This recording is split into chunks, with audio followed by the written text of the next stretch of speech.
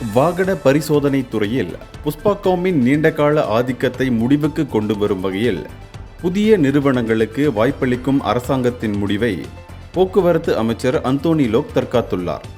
இதன் வழி இத்துறையில் ஆரோக்கியமான போட்டியும் வாடிக்கையாளர்களுக்கு சிறந்த சேவையையும் வழங்க முடியும் என ஷாலாம் எக்ஸியோ லாஜிஸ்டிக் அப்பின் பூமி பூஜையின் போது இவ்வாறு தெரிவித்தார்.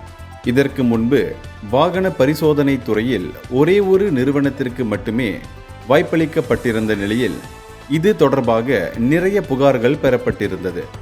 ஆகவே இத்துறையில் மேலும் புதிய நிறுவனங்கள் ஈடுபடுவதற்காக அரசாங்கம் தற்போது வாய்ப்பளித்துள்ளது என லோக் தெரிவித்துள்ளார். இதனைத் தொடர்ந்து அரசாங்கம் புஷ்பாகாமை தவிர்த்து வவாசான் பின்தாங், பக்காத்தான் பெட்ரோலியம், பரிமான் கோல்ட் போன்ற 3 புதிய நிறுவனங்களுக்கு வாகன பரிசோதனை செய்வதற்கு அனுமதி அளித்துள்ளது. இம்மூன்று நிறுவனங்களை தவிர்த்து வேறு நிறுவனங்களும் இதற்காக விண்ணப்பிக்கலாம் என்று லோக் தெரிவித்துள்ளார். வாகன பரிசோதனை செய்வதில் இப்புதிய நிறுவனங்களுக்கு அனுபவம் இல்லை என எழுப்பப்படும் கேள்விகளுக்கு பதிலளிக்கையில் இத்துறையில் புஷ்பாகாமின் ஒற்றை ஆதிக்கத்தினால் இந்நிலை ஏற்பட்டுள்ளது என்று அவர் சுட்டிக்காட்டினார். வாகன பரிசோதனையில் நிறுவனங்களுக்கு அனுபவம் இல்லாதது குறித்து கேள்வி எழுப்புபவர்கள் புஷ்பாகாம் தோற்றுவிக்கப்பட்ட போது ஏன் இந்த கேள்விகளை எழுப்பவில்லை என்று லோக் கேள்வி எழுப்பினார்.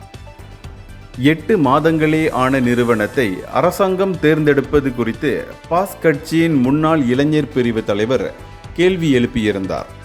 இதற்கு பதிலளிக்கும் வகையில் பதிவு காலம் நியமனத்திற்கான அளவுகோல் அல்ல என்று போக்குவரத்து அமைச்சு தெளிவுபடுத்தியுள்ளது. இந்த புதிய நிறுவனங்களுக்கு அரசாங்கம் எந்த ஒரு புதிய கான்ட்ராக்டுகளும் வழங்கவில்லை என லோக் தெரிவித்தார்.